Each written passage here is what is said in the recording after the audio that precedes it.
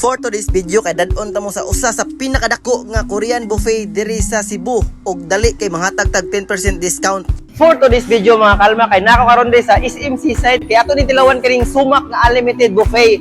So ali kuyogi ko as you can see mga kalma daghan kay nangao no kay lunch man kita ni Ari. So atong i-check ilang mga pagkaon dito kay nag-offer ni sa authentic nga buffet sa Korean. Nya na po sa mga Filipino cuisine dire. Ato talahon. So mga kalma mag-una ta silang soup salad.